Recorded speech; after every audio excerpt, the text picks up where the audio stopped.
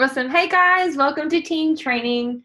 I'm so excited for tonight. I can't wait for you to hear from my little pocket rocket, little Jess Strauss.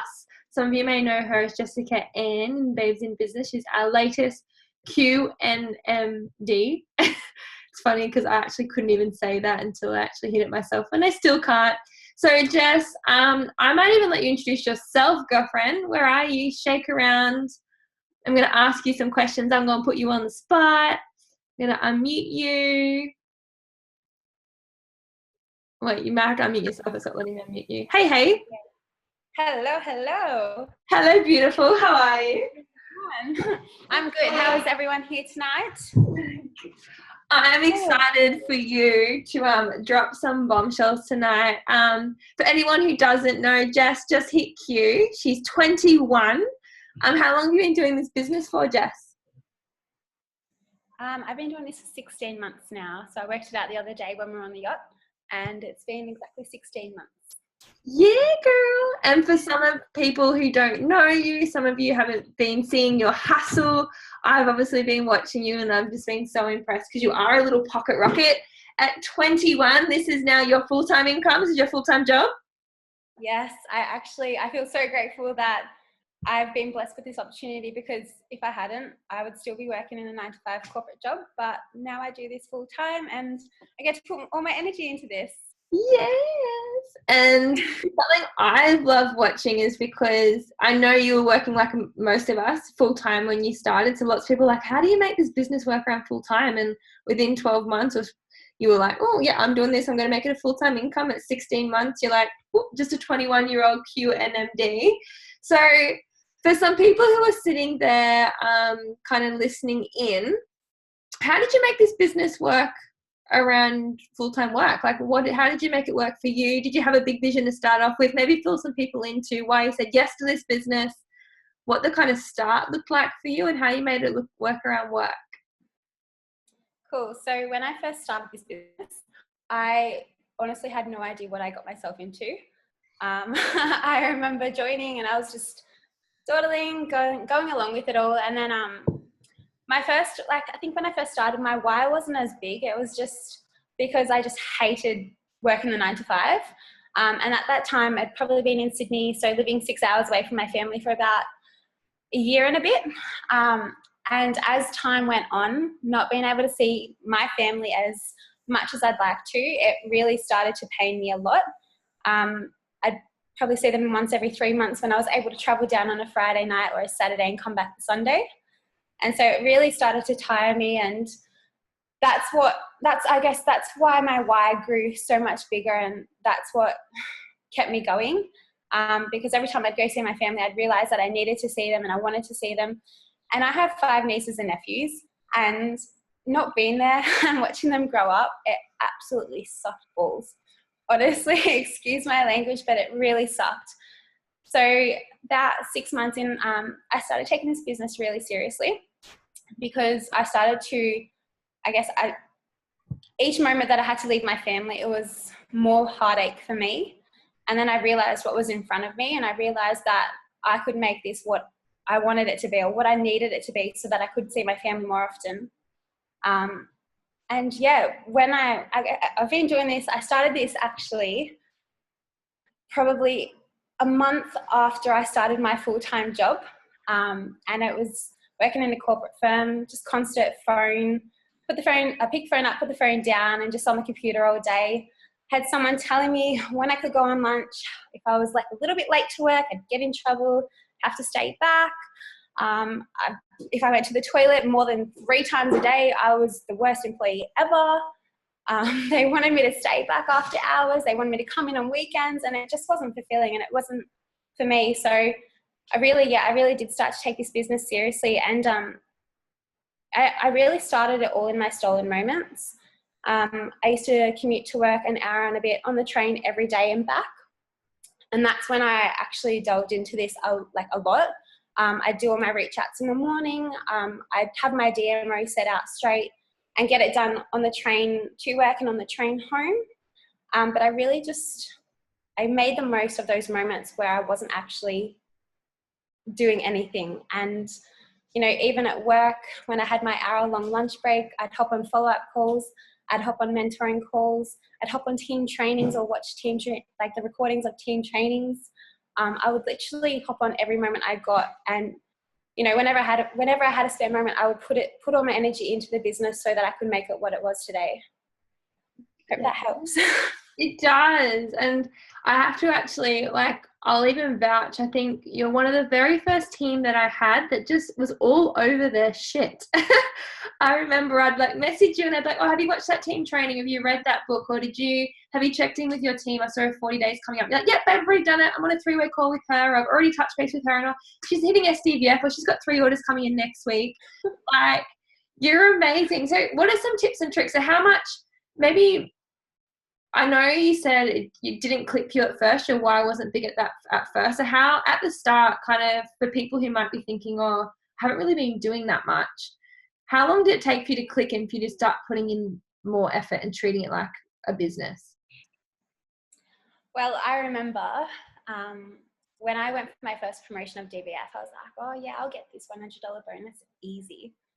And I missed it because I didn't put in the work. And I was like, all right, I can still do it. And then I was like, I'm going to go for this $400 bonus. And then I missed it. And I was like, shit. And I remember being on the phone to you at one Sunday night, Lauren, and you're out with your friends and you were hustling the shit out of me. And I was hustling on a Sunday night. And that was the moment I realized, I was like, I can't just play small in this. I was like, I need to get my shit together. And that's when it clicked. It was probably about 4 or 5 months in. And I was like, this is ridiculous. I remember at that time I'd restarted for sdvf maybe 3 times. Like I'd have the dates there, but then I'd miss it like a couple of orders, and I was like, Jess, get your shit together. So probably when I was like constantly hustling but not putting in all the effort, I was like, okay, I've really got to give this my all. I've really got to focus and get my shit together. And that you did. You're the third QNMD in this business, like in this team, Babes in Business, which is amazing. So for those people who are like listening in and be like, oh my God, I can't do this chick just hit Q. And you know what? She didn't get a DVF bonus. She didn't get a SDVF bonus. Did you get your SC bonus? Nope. Yeah. So for anybody, the first bonus that Jess, you picked up was your SSC one. Is that correct? Yeah, that's correct. And I think what I realized, you know, so many times I was just like, no, I'm giving up. I was going to throw in the towel, and then, I don't know, something sparked me, and then you'd encourage me and you empower me to keep going. And I just keep hustling. And no matter how many bonuses I lost, I just knew that this was what I wanted. And I think what I've realized now is it's not always about the bonuses.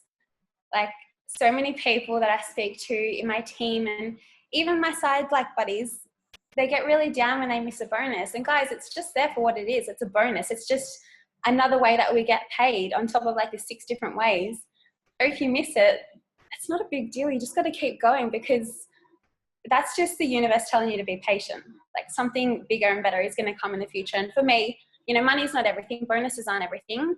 After all the hard work I put in, having that SSC bonus come, I was like, okay, like this is why I kept pushing, because eventually something good will come. I love that. And so what advice, I got, maybe what's been your biggest blessing? I know that's what we like to call them in a team. It's a lesson, but it's a blessing.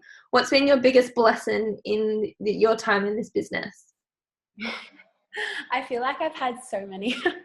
I honestly feel like I've had so many, but I'd have to say like my number one lesson is take this business seriously if you're in it, and don't half-ass it. I realized that I was half-assing it at the start, and like if you really want to make it work, you've actually got to put in your all to it. And another one, I don't know, I don't want to say it in a bad way, but don't just rely on, you know, your team's efforts. You've got to put in the work too. Yeah, your team are going to help you get to certain promotions, but if you're not helping them, or if you're not doing the actions yourself, nothing good is going to come from it. And I think I experienced a little bit of that as well with my sdvf promotion. I think I tried to focus too much on my team helping me get there rather than putting in the effort myself. Yeah. Yeah, I remember calling you. It was like a Sunday night, and I'd been working with you like every day that week, and it was like 11:30. I was at a Sunday session, and I rang you, and I was like, "Why am I working? It's 11:30 on a Sunday night. You have half an hour to get this SDVF bonus. You're one order away. Are you in it or are you not?" And I think Yeah, that was the minute it like, clicked to you. yeah, it was literally like, then I was like, I'm so sick of half-assing this. If this is what it's going to be like every time I go for my promotions, like Lauren calling me on a Sunday night at 11:30 while she's drunk and out with friends, I was like, I need to fucking lift my game. And so maybe once it clicked for you and you decide, you know what, I'm going to treat this like a business, I'd love for you to be really transparent and honest for people listening in, because guys, lots of people say yes to this business for different reasons. So obviously some people it's just being able to make some extra money so they can go get a babysitter once a month or to go get their nails done. But for those of you who are like, I want this to be a business, I'd love for you just to kind of be transparent about what it's taken you to be able to get to Q in 16 months. It's one of the youngest Qs in Juice Plus. What did that journey actually look like? How much time were you committing a day? What sacrifices did you make? And kind of what were you doing in that time? Where were you spending your time? Yeah, cool. So, like I said at the start, I was commuting an hour and a bit to work and then home again. I literally spent all that time on the business. I would I'd go on the train, do it, and then in my lunch break, I'd do it, and I'd sneakily do it at work, even though I knew the risk of being caught. And then I'd be on the train working, doing work, and then I'd get home, and I would spend the next 3 hours doing it. I like to make it a priority. Like, it was like my number one thing, and I put it before everything. And even if it was me not going out for the day to go to the beach or whatever, and just actually have my head down in front of my laptop and not be social for that moment, like I'd give it up just so I could put all my energy into this business. And it was really hard. Like, at times, like I said, I just wanted to throw in the towel so many times. I had a family or a brother that hated what I was doing. He's like, "Oh, it's a Ponzi scheme, it's a pyramid scheme." And I'm like, "Okay, but you need to be educated." My mum and dad weren't in on it at the start, so I had to deal with them kind of being unsure about what I was doing. It wasn't until 8 months in that they actually realized that this was something amazing. So I had to have that like be on my back as well. And, you know, I just pushed it away because I was determined to show them like what it was and how amazing it was. Had a partner that didn't support me. Which was very disheartening at the same time, because the only person that you want to support you is your partner. And when I didn't have that, you know, it was like a massive slap across the face to me. But I just kept pushing. So it hurt a lot and it was really hard. And, you know, even when I'd go home and see my family, I would still work on my business. Even in the evenings, I'd stay up so late just to work on my business. And it was really just, I just put in my all whenever I could, to do as much as I could. I actually remember, like, I don't know, when I congratulated you and did your post, I literally used to think you were a wizard. I would go down to work part-time. So I was working half my hours because I was at Q myself. I hadn't hit NMD yet. And I remember we'd be talking late at night. Like, I'd send you a message at 10:30 and you'd still be working. And you're an hour ahead. So in New South Wales, we're like 11:30. And then I'd wake up to Instagram and see your Insta story that every morning at like 5:30, you'd just be on the way to the gym. I'm like, oh my God, how is this girl functioning? Like, you started every single day, you got yourself to the gym, you invested in yourself. Like, you blow my mind, woman. It was hard. Like, it wasn't easy. And at the same time, I was trying to put so much love into myself. But at the same time, I felt like putting time into this business was also putting time into myself, because this is something that I wanted. So yeah, the early mornings and the late nights, they sucked at times, but they were definitely worth it in the end. Yeah. And because everyone who sees you, they might just see you bubbling, you're always joking, you've got this beautiful energy about you, but I don't think they see the hustle. Like, you hustled. What do you think's been the biggest habit or the best habit that you've created that's helped you create your business? Oh gosh, habit. I feel like my DMO is my habit. Mm-hmm. Can you I kind of don't know take if that that out for sounds us? so cliche, but I feel like that's been my biggest habit because I've been able to adapt into doing that every day. Like as soon as I wake up, I'd be on the train doing that. Now I wake up and I'm doing it. So that's probably been the biggest thing I've adapted to. Does that answer your question? Yeah, can you maybe elaborate for us with some people who might be new to it, or some people have fallen off the bandwagon and they're back in, or they've given up on themselves because they're like, for the last 3 months, they're like, I'm not really doing it, but now I want to do it. What did your DMO look like when you're at full-time work? Like I know you said you're doing it on the commute and you come home and doing the commute, but what would it actually look like for those who are trying to work out how to fit this business around their life? I'm going to bring it up because I had it saved on in my phone on my notes, and it was before I actually got my vision board, it was my screensaver. But every morning I wake up and it's on my vision board, which I don't have with me. So every day, and this is including the time I put into myself, I would wake up, I would do an hour and a half worth of exercise. I would add myself into 2 groups a day. If I wasn't able to do that, I'd add myself into one, and I'd make sure I added value into those groups. And by value, I mean like doing a post in the groups, an interactive post, posting a recipe that I've created at home, sharing an inspiring quote if it's like one of those girly groups. I add 20 new people each day, and I message every single one of them. And when I message them, I don't make it the same. I make it like different to each person, so it's more personal. And I really just build relationships that way, because there's no point in like copying and pasting a message. One of the biggest ones for me was having quality conversations, and that was on my DMO, just to remind me every day, you don't want to be having boring conversations with people. You've got to ask those really good quality questions. Post 2 to 3 times a day, 3 times max, otherwise Facebook just thinks you're a robot or something. Send birthday messages. So every day I'd send a birthday message, and you're probably thinking, why not just post on their wall? When you post on someone's wall, it just gets jumbled up with like 300 or however many other posts that people, have said happy birthday. If you message them, it's kind of more personal, and they really appreciate that. I comment on 5 posts in my news feed, and whether it's just complimenting them, oh, beautiful photo, love this quote, whatever it may be, I'm always commenting on those.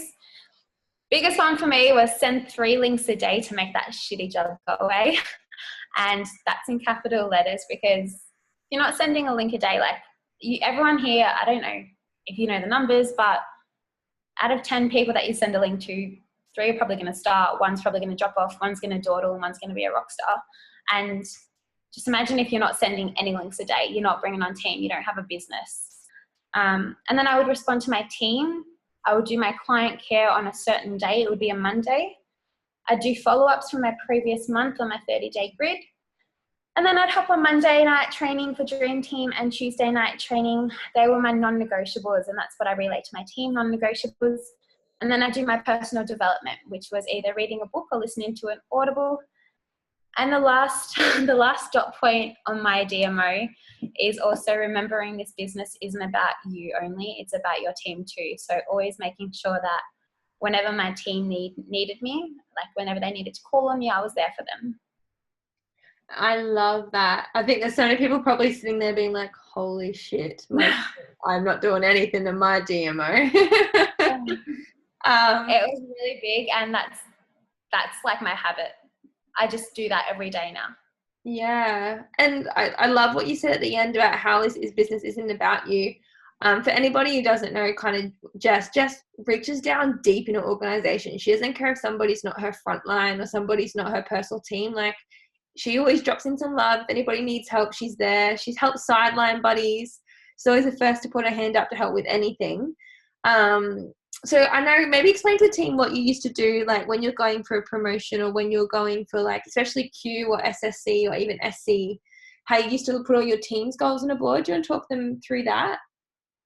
Yeah, so whenever anybody, like whenever, say, a frontline of mine brought on a new team or even 3 levels down, I would always check my virtual office, add them on Facebook, and I'd search them in the Babes in Business training page. So I'd add them on Facebook, and about 3 days in, I'd actually sent them a message just introducing myself, and I got this tip from Loz. And a lot of people really, you know, at the start they might think it's anything special, but once you have someone reach down to you, you feel like they actually give a shit about you, in which we do. So I'd always reach down to them and I would write their dates down. If they're 4 levels down, I would still write their dates down, when their 10th, 30th, 40th, 60th day was, and I would work with them. Even if they're, like I said, 4 or 5 levels down, I would help them if they needed help. I would help them process their orders if they needed help. And each time somebody got a client, I would tick it off. But I would have each individual person's name written on a whiteboard, the opening date of their virtual office, and then how many points they're on at the moment, and then how many points they need, and then I would divide that by how many trios it was. And I would just give them a clear vision of what they actually needed. So that way it was broken down for them, because if you simplify it for them, it's really not that hard. But yeah, like Loz said, I really like to dig deep in my organization. I don't dig deep just because they're in my team and they're going for a promotion.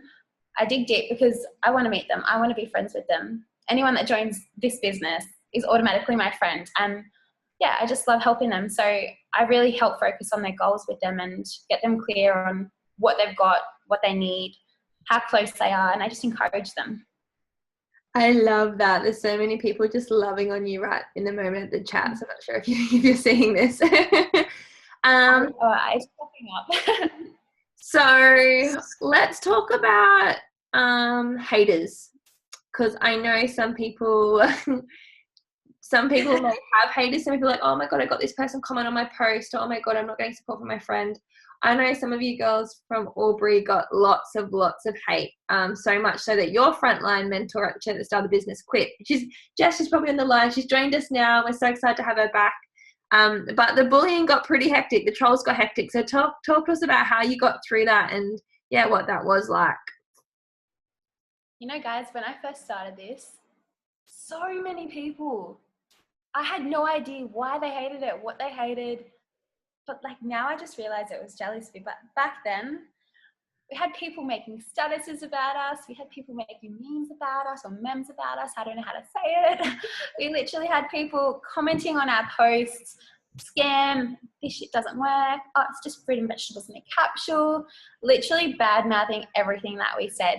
And I remember it was so hard for us girls just to keep our chins up and ignore it. But then we like kind of laughed about it. I know it sounds really weird, like when people are bullying you and, you know, bagging on you for what you do, you've really got to go back to your why. And if your why is strong enough, then you've got to be strong enough to push through it and not give a shit what they say. And, you know, it was really hard. It was so incredibly hard to see all these posts about us. But the best thing you can do, like, it's seriously so simple. Just delete them and move on with your life. Or if you're like me, keep them as your friend and let them see how happy you are, how strong and proud you are to be a part of such an amazing business, you know, implementing such amazing products into people's lives. And I'm not saying it was easy, like it was really, really hard just to push through and not give a shit what they said. But it eventually died down. And I think the only reason it died down is because we weren't reacting to it.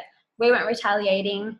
We just laughed it off and just kept swimming. And now you look back and so many people that hated on us are like, oh, I might get some information off you if that's okay, or tell me about it. Like, what do you do? Like, can I have some information? Like, and you just look back and you've got to laugh. It's seriously the most hilarious thing ever. And I know that it's happened to Lauren and I, and it's happened to Jess. And yeah, Lauren said, my direct mentor, she was in this business, and like, unfortunately, like some people like can't handle it, and that's okay because we grow from it. And a big shout out to Jess because she's grown from it and she's joined this business 12 months later, not giving a shit what people are going to say. And that's the mindset that you have to be in, because they're always going to have haters, and they're the people that are going to make your business grow. Yes. And that's what I was actually laughing about earlier today, because I always say those haters at the start, they're just the universe testing you about how bad you want it.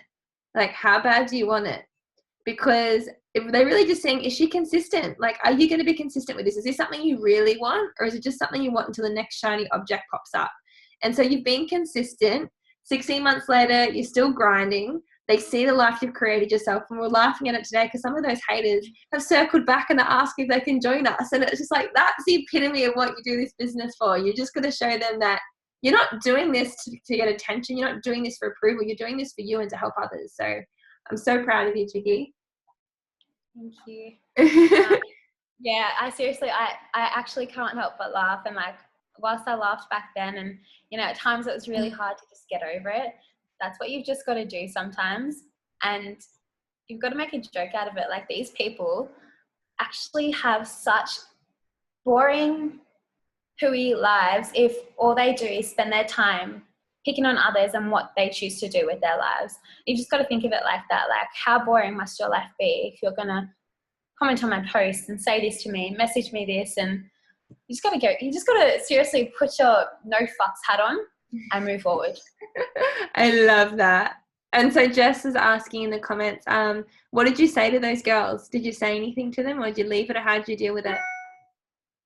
I literally did not say anything. And, you know, I look back and I'm like, it's so funny that I didn't say anything, because I felt like I was meant to, but I felt like I was maybe a little bit immature back then. But I'm so proud of myself that I actually didn't say anything, because that's just what would have kept them going. So if someone is, you know, posting memes about you or commenting on your stuff, have a laugh at them. I literally just giggled to myself, left their comment there so others could see how immature and silly they were being, and just moved on from it. I didn't say anything to them. Yes. Let success be the noise, ladies. Let success be the noise. Yeah. Yeah, I just saw Carrie's comment. My bestie was so annoyed at me when I started the business, and she said, please don't talk to me about your business. Everyone's trying to sell me something right now. Then last week she placed an order. That's awesome. It's so true. And that was my brother. For so long, he was like the biggest skeptic. He's like, I don't get how fruits and vegetables in a capsule can help you. And 8 months later, he's like, hey, Bess, I'm just going to place an order for Kim and the kids. Is that okay? And I'm like, oh, but what happened to fruits and vegetables in a capsule not being able to help you? It's so true though. Like, people, and even with the business side of things, people will laugh at you now and then they'll ask, like, are you hiring? Yeah. There's a quote, and I'm sure so many of you have seen it. I don't know it word for word, but they'll laugh at you now and they'll say every like bad thing that they can about you and what you're doing, and then they'll ask about it. Yeah. You just got to prove that you're consistent, that you're serious about it. I think they're just testing the waters and seeing, like I said, if you're going to be doing it in a year's time, or if you're just doing it till the next shiny object pops up. Because then if you just ditch the boat as soon as it get hard, they know you weren't serious about it, or they'll think it was a get rich quick over the night scheme, that you just jumped the boat because you weren't rich. So that's not what you hear, guys. We always say it's a long-term vision. It's a marathon. It's not a sprint. It's a 4-year career. Stay true to your why and have fun. Like, enjoy the person you become, enjoy the journey, enjoy the friendships, mingle. We have so much fun stuff. We just came off an awesome boot camp and a party on the yacht for any of those who saw us and didn't get to join us. We've got lots of cool stuff planned for the rest of the year. So if anyone's got any questions in the chat, please feel free to pop them in if you'd love me to ask Jess. One question I'd love to ask Jess is, has there been moments where you haven't felt confident or you doubted your ability to do this, and how did you overcome that? There has been so many moments, whether it be, you know, me hopping on our webinars and sharing, you know, how we get paid or whatever, those moments, or even mentoring my team. And a big one for me, like, it was only just this weekend when I was actually speaking at our boot camp, and the whole freaking weekend leading up to it, I was like, can I really do this? Am I really prepared to do this? Am I actually going to do this? Even in the 16 months that I've been in this business, when I was working full time and I was doing this, I was like, is this really what I want? Am I really doing this? Like, can I really do it? And, you know, guys, it's not just all sunshine and rainbows for us. You know, we've come this far, but it hasn't always been the easiest journey. We've had like hard times. We've, you know, struggled. There's been so many times that I've wanted to quit, and I know you probably don't hear this a lot. You probably just see us like hitting promotions and whatnot, but it's hard sometimes. And there's going to be times where you don't believe in yourself. But again, you just have to go back to your why. And if your why is strong enough, then you'll be willing to put in all that hard work and all that energy. And I think I have to relay it back to what Lauren said this weekend. It's going to be hard. It's going to be shit sometimes, And it's going to be really hard, but hard compared to what? For the mums on the line, is it going to be hard, you know, compared to you dropping your kids off at daycare every day and picking them up at 6:30 when you finished work? Is it going to be hard, you know, not being able to go on family holidays? Like, you've got to really choose your heart. And that's, I think that was the biggest lesson for me, because I chose my heart and I knew this is what I wanted. So no matter what, I just kind of put my head down and kept hustling and didn't give up. And that's what I encourage you guys not to do. If there is a moment where you feel like you need to give up or you're going to give up, you have to just go and think back to your why and remember why you started. Yes, I love that. And another thing I want to touch on as well is because lots of the ladies online probably weren't around when we first started our Babes in Business event. So we broke off and we started doing our own. And you and Tiles are some of the first girls to step up and help us do it. Like, that was out of your comfort zone. So tell people how powerful events were and what were you? You were like a DVF or SDVF when you started hosting events, weren't you? Yeah, so I remember I think it was my first ever time hopping on an event, even just presenting a part. It was Lauren's first ever time hosting an event by herself. And this is like over a year ago. And Lauren's hopped on nervous as shit, and I'm hopping on, and I'm a DVF, and I'm just like, shit, like, what do I actually do? And you just got to, it sounds so cliche, you just got to do it, guys. Like, events are so powerful. If you're not hopping on events, if you're not speaking, people aren't going to like connect with you and hear your story and hear your why. And that's what we get you on these events to do. Whether you're, you know, presenting a part, they really want to see you and how passionate you are about this business, or whether you're just doing a business story, like, they're going to connect with your why. And that's why majority of these people are actually going to say yes to the business, because they've connected with you and the story that you've shared. Maybe they can relate to it, or maybe someone has related to your story. You know, and even when I started hosting events, that was the scariest thing I ever did. When Lauren was like, Jess, you're going to host this event. You've got to step up and you're going to host this event. And I was like, shit. I was like, I'm going to host this event. I have to host this event and speak to like 50 plus people. And you know what? It was the best thing I ever did, because guys, your business like won't grow unless you do. So when you step up, that's when you'll see your business just go like upwards and onwards. Yes, it will. And I think that was probably my biggest takeaway from the weekend too. I know we were talking about what we all took away from boot camp, and I don't know who said it, but it was talking about, who do you need to become, guys? That lots of us are goal focused. You write these big goals on your board, like you want to become SDVF, you want SC, you want to be 12 club, but who do you need to become to attain that goal? Like, do you need, if you're gonna have a team that's following you, are you leading? Like, are you stepping up? If you don't feel comfortable talking about misconceptions in our business structure and follow-up call, like, if you can't do it on an event, you're not going to be able to do it on a follow-up call. Those events are there to increase your confidence, increase your leadership skills. So when people talk to you, you know how to do it, and you know how to relay and teach your team. So I think that was amazing. I know you stepped up really early on in your business, Jess, and started hosting those events. I know they were massive for growing your confidence skills. Like, I watched that firsthand, but also watched how your team looked up to you. Like, that's how you rallied your team and became a leader, and they saw you as a leader. You really stepped into that light. So I might just say one thing, Loz. Yeah. Like, there's probably going to be so many leaders on the line who are watching this as a recording, or who are watching this live. And you might be, sitting on the edge about doing events and hopping on and hosting events. But then you might want your team to do it. But you've got to realize, like, your team aren't going to do as you say, they're going to do as you do. So like Lauren said, if you're a leader and you want to, like, I guess, help your team grow into leaders, you've got to be the first one there doing the actions. That way they can follow in your footsteps. Yes, I love that one. So there's some questions in the chat that I want to ask you before we finish up on. Shani wants to know, what's your favorite part of the business? I have to say, honestly, the company is amazing. The products are amazing. They've helped me so much. But if I'm being honest, my bestest friends are in this business, and I haven't known them this whole time. I've met people on Sunday who I'm like, oh my God, I love you. You know, the community is literally my favorite thing. Loz is one of my closest friends. Shani is just a freaking goddess. And there's so many people that I look up to, and they're like literally lifelong friends to me now. I've ridden this wave with them, and I have to say that seriously, like, that's it. That's my favorite part about this business, the community, the girls. I love you all. I love that. And like, it's been beautiful watching your friendships you've made within like sideline buddies. You came up this weekend and you stayed with Sophie, who's like not in your team.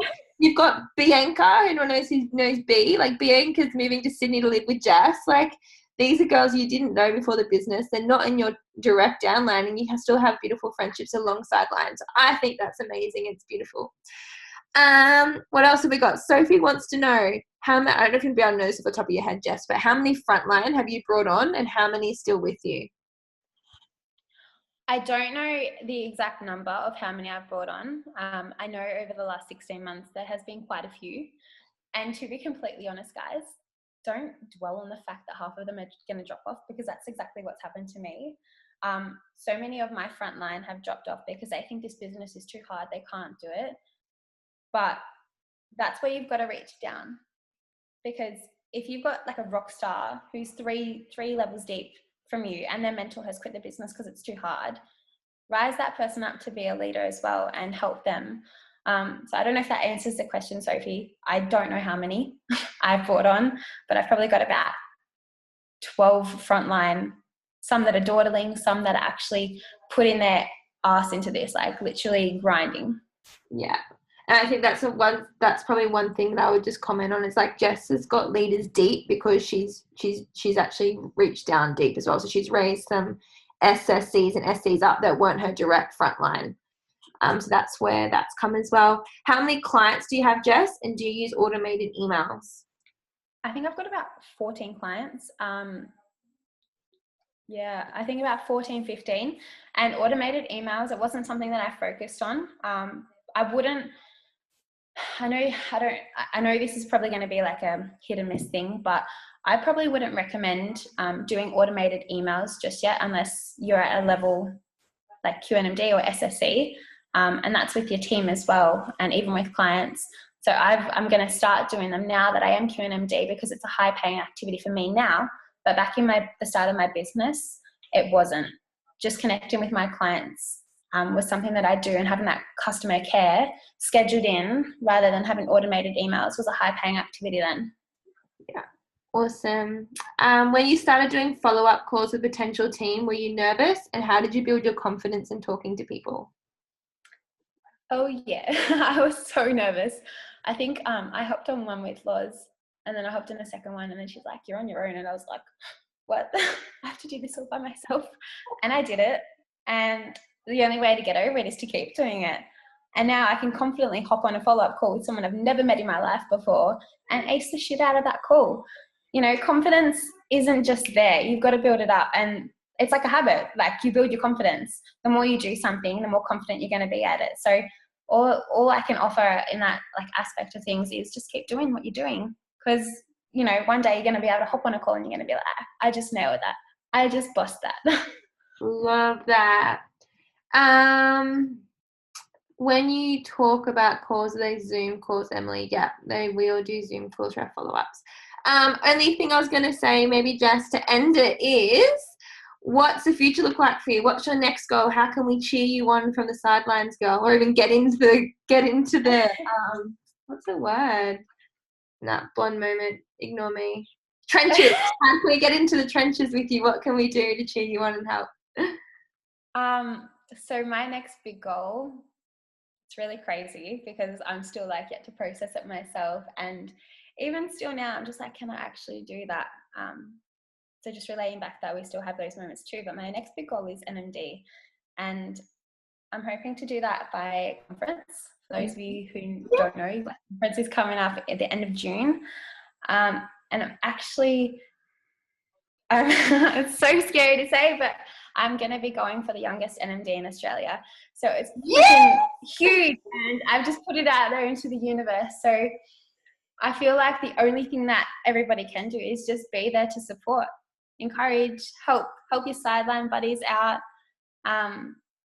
Even if, I don't know, if someone's not available, help them out. Even if it's, you know, not in your team, just help them, because it all helps one way or another.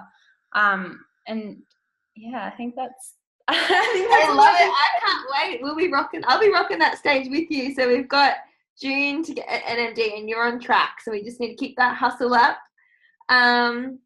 It's been so good to have you sharing all your golden nuggets, hun, tonight. It's been amazing just watching you do this business and watching you flourish. Like, I feel like a proud mama moment. Like, one thing I can say, guys, is that Jess is so teachable. I tell her to do something once. She doesn't try to reinvent the wheel. I'll touch base with her the next day and she's already done it. She's like, oh yeah, I've done. What do you need me to do next? Like, there's no secret sauce into this business. I hope you're getting that from these calls. It's just action. And you're not invincible. The only way you strengthen those muscles is by just doing practice. So thank you, Jess, for sharing your love and light with us all. I might unmute everybody. Is there anything you want to add, hun? No, I do want to say I hope everyone has found this useful. I tend to like overtalk sometimes, and that's just me. That's just in my character. So I hope it's been useful, and I hope I've helped people. And seriously, guys, don't give up. If it's hard now, like, it's going to be harder down the track. You know, for Lauren, it was hard at the start when she was doing this full time, and even to this day, it's still hard for her, and she still has that, you know, can I really do this? So yeah, guys, it's going to get hard, but just keep going. Yeah, girl. All right, guys, I'm going to finish the